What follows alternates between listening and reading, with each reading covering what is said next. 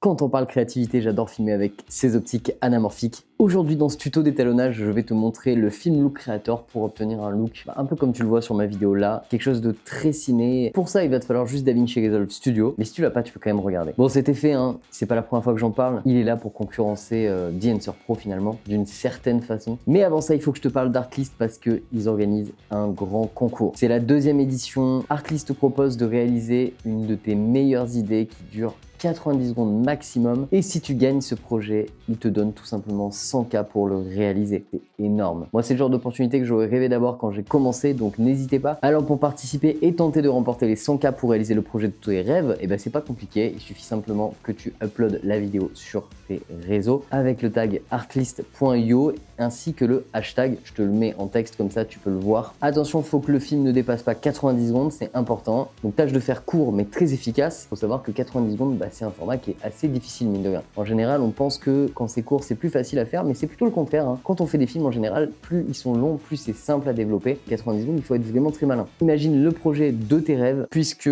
Artlist te le finance. Alors si tu veux tenter de participer, n'hésite pas et fonce. Je te mets les liens dans la description avec toutes les infos, comme ça tu peux aller checker. Tu vas jusqu'au 24 octobre. Et n'oublie aucune étape, hein, sinon tu ne pourras malheureusement pas être compris dans la participation. Et Artlist, hein, si vous ne connaissez pas, c'est tout simplement quasiment comme un partenaire de la chaîne. Ça fait pas mal de mois maintenant qu'on travaille ensemble et je suis hyper content de travailler avec eux parce que j'étais déjà client avant. J'utilise toujours Artlist 100% du temps. Toutes les musiques que vous entendez constamment, c'est ça, tous les sound design, tout un tas d'effets. Il y a même des templates, du footage pour étalonner. Ça, on va bientôt s'en servir parce que j'aimerais bien vous faire une vidéo sur le sujet. Donc voilà, Artlist, vous pouvez utiliser mon lien également. Vous allez gagner 2 mois gratuits sur l'abonnement annuel. Donc n'hésitez pas, ça aide énormément la chaîne. Je vous remercie. Et puis bah voilà, c'est pas une sponsor pour de la sponsor ou quoi que ce soit. Artlist, c'est vraiment un partenaire qu'on a depuis un moment. Et moi, c'est quelque chose que j'utilise depuis longtemps. On passe à la vidéo. Alors bonjour à tous et j'espère que vous allez bien. Et comme vous pouvez le voir, cette fois-ci, c'est un peu particulier. On est en widescreen à mort puisque j'ai décidé de sortir une optique anamorphique juste pour me faire plaisir avec un gros rapport de compression. Aujourd'hui, quel bonheur pour moi, on va essayer de faire vite parce que le tuto va être très long. On parle du Film Look Creator. Globalement, je vais vous montrer cet outil parce que je trouve que pour un outil qui est juste dans le logiciel et qui n'est pas un plugin, il marche trop bien. C'était un plaisir pour moi de faire ce tuto, j'ai trop kiffé faire de l'étalo. Ça fait un moment qu'on n'a pas fait d'étalo, donc regardez, c'est que de l'étalo. Posez-vous, prenez un petit café tranquille, on y va, on perd pas de temps, je vous montre comment ça fonctionne. C'est parti. Allez, je suis super content de vous la faire cette vidéo. On va parler d'un de mes effets préférés dans DaVinci Resolve Studio. C'est le Film Look Creator. Bah oui. Et d'ailleurs, cette vidéo, c'est une première partie. Il y aura une deuxième partie où on va comparer le Film Look Creator face à The Pro. Ici, un rush OS 5.2 en Vlog de la Finlande. Commence à faire un petit moment, hein. Ça fait un moment que je l'utilise ces rushs. C'est pas grave. On a mis ici dessus un Color Space Transform, le CST, le fameux donc Panasonic Vegamut, Panasonic Vlog vers Rec 709 Gamma 2.4. Avant le log, après le Rec 709, avant, après, ok. Donc c'est très pratique, hein, ça nous permet juste de passer en Rec 709. Maintenant, la réalité c'est quoi? C'est que le Rec 709, eh bien, on se fait chier,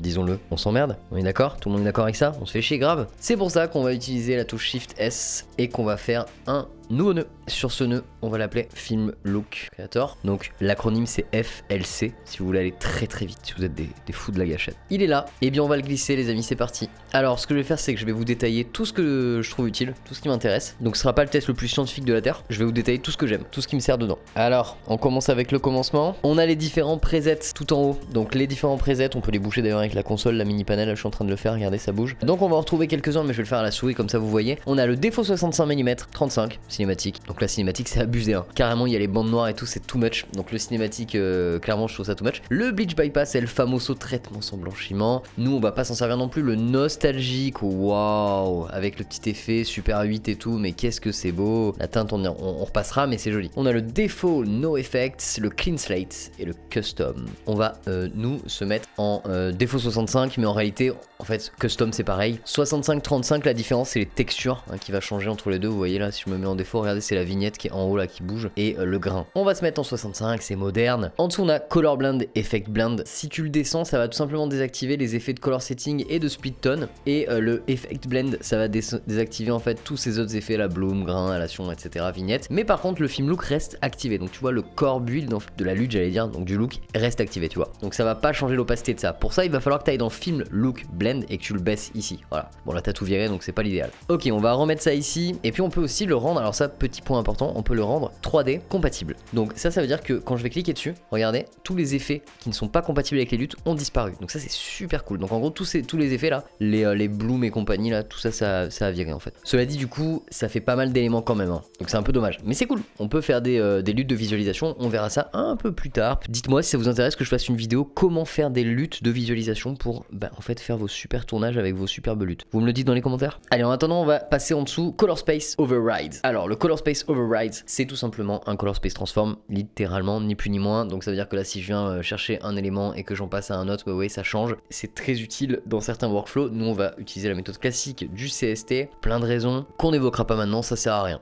Nous, on va s'intéresser à ça, c'est très cool. C'est donc ce qu'ils appellent le core look. Donc on a cinématique, Rochester, Akasaka, Elate, super accent anglais, et Vintage. Donc vous voyez, à chaque fois on a des styles et des looks très différents. Et ensuite on a le skin bias, on verra ça un peu plus tard. Donc le cinématique, ici on va le laisser, je trouve ça bien. Ça ressemble en fait à ce que je retrouve sur une 500T, une émulation de pellicule classique. Et donc là, c'est très looké. Alors là, il y en a certains d'entre vous qui vont dire, ouais putain c'est moche. Attends.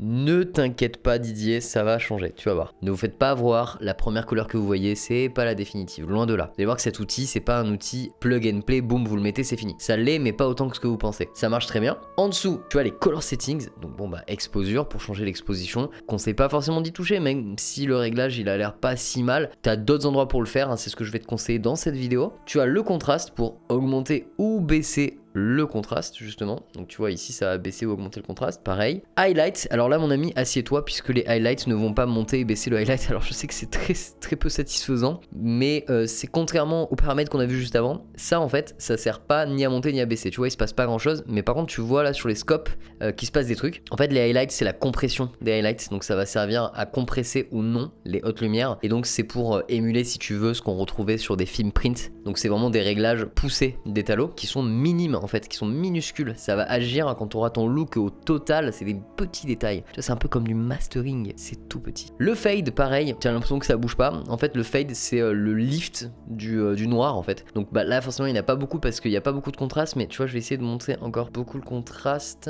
Mais tu vois, regarde, pour te montrer, je vais faire un truc où je vais beaucoup contraster là, ici, comme ça. Voilà, donc là, c'est évidemment too much. Hein. Et le fade, en fait, ça va, tu vois, en bas, ça lift. Tu le vois là, le petit lift qui bouge là, regarde, concentre tes yeux sur ici. Hop, quand je descends, tu vois, ça descend et quand je monte ça monte là. Donc le fade c'est juste une façon de faire relever un peu les basses lumières. Ensuite on a de la white balance, tense, classico qui change là-dessus, c'est de la température de couleur quoi. Donc là 6500K voilà. La tint hein, donc avec le vert et le magenta pareil classico. Subtractive sats, donc ça c'est de la saturation et quand je l'enlève et quand je la monte, mais ça va pas agir exactement de la même façon que de la saturation. C'est de la saturation avec la méthode donc subtractive, c'est un tout petit peu différent de la saturation classique. C'est le même effet mais pas de la même façon, c'est un autre style comme ils le disent très bien d'ailleurs. Alors la richness hein, qu'on voit ici du coup c'est de la densité, hein. C'est à peu près la même chose que ce que vous avez sur le color slice. Moi je trouve que ça agissait pas aussi fort, mais vous voyez encore, regardez hein, sur la veste là on voit très bien que la couleur est plus dense, la teinte est plus dense. Eux ils traduisent hein, au sens littéral add depth and richness to the image, donc de la profondeur et de la richesse des couleurs tout ça, donc c'est à peu près la même chose que ce qu'il y a ici. C'est pas aussi puissant que ce que vous allez retrouver là. Le bleach bypass hein, le fameux effet, donc plus vous allez le monter plus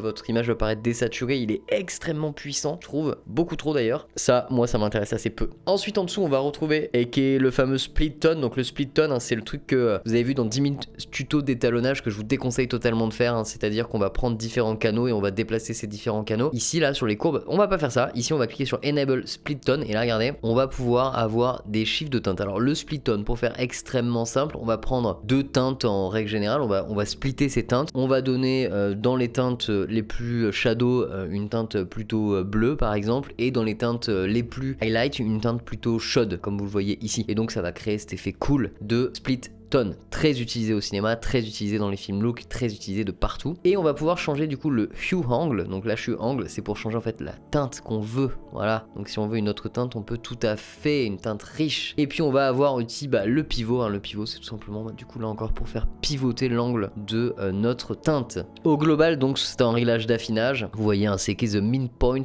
of the split toning. Donc c'est un peu comme le pivot qu'on a avec le contraste, l'endroit où on est censé avoir notre gris 18% si vous voulez. Ici je le remets revenir à 0 et ce sera parfait. En dessous, tu vas retrouver la vignette. Alors ne t'inquiète pas, ne pars pas, le look, le très beau look, il arrive. Hein. Donc là, tu peux mettre plus ou moins de la vignette. Donc moi, j'en mets un petit peu, pourquoi pas, allez, soyons fous. Et puis tu peux augmenter sa taille aussi, voilà, si tu veux. Moi, j'aime bien. La halation, alors la halation, je la trouve super belle avec cet effet-là, beaucoup plus qu'avec l'effet de Da Vinci de base. Donc tu peux en mettre, amende, c'est pour en rajouter. Tu peux décider si tu veux qu'elle soit que dans les highlights ou si tu veux qu'elle soit pas que dans les highlights. Donc là, tu vois, par exemple, je l'ai enlevé dans tout, je l'ai mis partout et regarde, il y en a partout. Donc je la trouve mais magnifique. Par contre, du coup, bah attention, c'est très très flou. Hein. Alors regarde, je vais te le faire avec la console comme ça, tu le vois en grand. Donc là, il y a la halation et là, elle y est plus.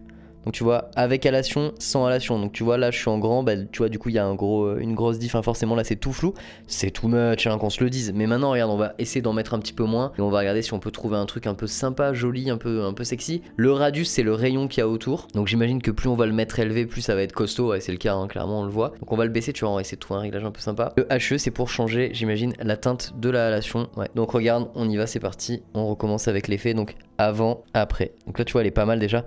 Elle donne un léger flou, c'est une légère texture, c'est vraiment très très sexy ça. Donc ça c'est après et ça c'est avant, tu vois, sans halation et avec. Ouais, j'adore, je suis très très fan. Donc là tu peux la traficoter comme t'as envie, mais là il y a vraiment des trucs super jolis à faire. Je trouve qu'elle est vraiment précise, vraiment très belle. C'est validé à 100%. Alors l'effet de blooming, attention le blooming les amis, attention le blooming. Le blooming c'est cet effet en fait qui ressemble à du glow mais en plus léger. Le blooming ça peut être joli mais attention à ne pas en abuser. Hein. Quand il y a trop de blooming c'est vraiment terrible. Il faut éviter de faire ça. Donc le blooming bah pareil, on a le amount, c'est à quel point on en veut, et puis le radius c'est le rayon, à quel point on veut qu'il agisse. Donc vous voyez, si je le mets à fond, ça agit tout autour du bonnet, alors que quand je le mets un peu au début, beaucoup moins. Ici par exemple, je vais me remettre en grand et je vais vous montrer comment ça marche avec et sans. Donc avant blooming, après blooming, c'est pratique la console. Après blooming, vous voyez, donc c'est toujours un peu plus sexy, mais là je trouve que ça apporte rien du tout à l'image, donc je vais l'enlever. On a le grain, le fameux grain. Alors là pareil, très très très sympa. Le grain a été, je trouve, encore amélioré. Je trouve qu'ils ont fait des beaux efforts. Le grain, on a donc 65, 35, 18, 8 et custom. Alors moi, mon grain préféré, vous allez être surpris, le grain que j'aime le plus en général, tenez-vous bien, dites-moi dans les commentaires, vous pensez que c'est quoi? 3, 2, 1, 3, 2, 1, c'est quoi? Eh bien moi, c'est le grain 16 mm. Je suis fan du look 16 mm, regardez, je suis fan de ça. Alors là, vous allez me dire, mais c'est too much. Oui, c'est too much, mais justement, c'est ce que j'adore. Et regardez le look qu'on va pouvoir aller chercher avec, par exemple, le Filmgate ici. Paf! Là, regardez-moi ça, mais c'est magnifique. J'adore. Et encore, le look est même pas commencé encore. Donc vous voyez, là, c'était le Rec 709. Hein. Avant, après, hein. Avant, après. Je vous ai dit, hein, c'est chill, ça va durer un peu de temps, posez-vous. Hein. Donc moi j'adore le 16 mm, mais il est un peu too much. Le 65 mm, si tu veux un preset, ce sera le plus moderne, d'accord? Ce sera le grain le plus youtubesque, entre guillemets, que tu vas pouvoir trouver. Il est très fin, très Oppenheimer, ok? Si tu aimes Oppenheimer, il faut que tu mettes le grain 65 mm. Le 35, c'est un peu plus gras, et puis tu vois, à chaque fois, en fait, c'est juste que ça change, hein, le preset, c'est juste qu'il change les tailles, les machins. À toi de te faire plaisir et de choisir celui que tu préfères, mais putain, le 16, il est très beau. Le 8, il est too much, hein. Ouais, là, je suis d'accord, le 8, c'est un peu too much. Après, tu vois, si tu mets un grain 16 et que c'est trop flou, tu changes ta halation, tout ça, tu gères ton truc. Tu peux, tu vois, par exemple, baisser ici le image défocus. Tu peux plus ou moins faire en sorte que ça défocus l'image. Tu vois, par exemple, là, j'ai fait en sorte que ça défocus plus du tout. Et du coup, bah, ça peut enlever un peu cet effet de crade. Donc, image défocus, c'est pour le focus. La saturation, c'est pour saturer le grain. Donc ça, attention, c'est pour faire ressortir les couleurs. Moi, je déconseille. En général, les grains, on a tendance plutôt à faire le contraire, à les désaturer. Donc, tu vois, les grains modernes, type, tu vois, 65, c'est cool de les désaturer aussi. C'est vraiment cool. Comme ça, tu vois encore moins l'apparition des couleurs dedans. Tu vas retrouver la softness, donc la softness, tu vois, c'est à quel point tu veux que ton grain il soit sharp. Là, tu vois, il est tout mou, on voit rien du tout, mais du coup, ça dégueulasse l'image. Donc ça, il vaut mieux laisser un truc un peu par défaut, genre 0,1, c'est bien. Et puis après, tu as la size, donc là, c'est la taille du grain. Donc évidemment, bah, plus tu vas mettre un grain gros, plus il va être pâté dégueu, hein, donc comme on a sur le Super 8. Voilà, mais sinon utilise le 65, ce sera très très très bien et tu seras content. Ensuite vient le flicker. Alors le flicker, donc ça c'est un effet tout simplement de pellicule. Donc ça tu désactives, hein, clairement. Ça c'est un effet de pellicule. Donc amount c'est pour la puissance et rate c'est pour est-ce qu'il agit souvent ou pas. Donc ça c'est vraiment pour faire du flickering, tu sais, comme il y avait à l'époque sur la pellicule, comme si tu avais le projecteur, tu sais, avec la lumière qui passait à côté du proj dans ton projecteur de cinéma. Donc ça c'est vraiment du pur effet, que de l'effet quoi. Donc ça tu peux virer, hein. Pareil, le Get Weave, hein, c'est la même chose, hein, c'est un effet aussi qu'il y avait du coup dans les salles de cinéma, c'est pour simuler en fait, comme lorsque tu avais la pellicule qui passait devant, ça faisait des légers mouvements de pellicule, je sais pas si tu te souviens de ça. Si t'as comme moi eu la chance de connaître les cinémas argentiques avec des vrais projecteurs pas numériques, eh bien tu peux te souvenir de la péloche qui faisait ça faisait un peu des mouvements, je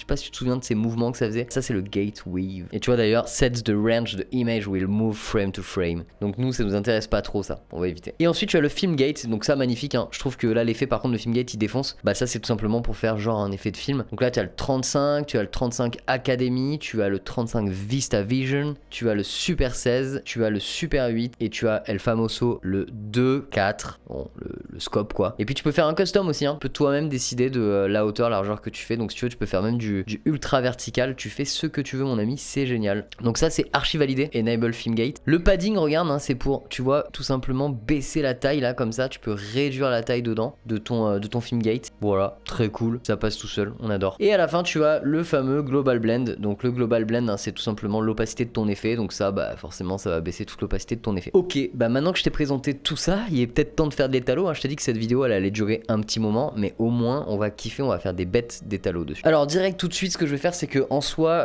là l'image elle est parfaitement utilisable, donc avant en Rec 709 et après je trouve qu'elle est vraiment super jolie, mais je pense que moi je vais l'utiliser d'une autre façon. Je trouve que là c'est beau, mais moi je vais aller encore plus loin, on va essayer de voir ce qui peut se passer lorsqu'on va faire de l'étalo dessus. Donc pour faire de l'étalo dessus, tu vas laisser ton Film Look Creator comme ça et tu vas venir sur ton nœud numéro 1 et tu vois sur celui-là on va faire une balle exp en fait, on va essayer de faire une balance, un truc qui va. Donc moi là j'aime les looks vraiment très à la mode comme il y a dans The Bear, vous voyez la série The Bear, je sais pas comment on dit, vous savez la série avec la cuisine là. Moi j'aime les looks très 23-83 avec beaucoup de contraste que j'aime énormément, et donc pour ça ce que je vais faire c'est que je vais aller dans mes HDR, et là dans mes HDR déjà je vais commencer par un premier truc, c'est que je vais corriger l'exposition de mon image. Je vais pas le faire dans le Film Look Creator, je vais voir si je check un petit peu qu'est-ce qu'on a ici. Je vais baisser un petit peu les lights ici, voilà, pour donner un tout petit peu moins de lumière ici.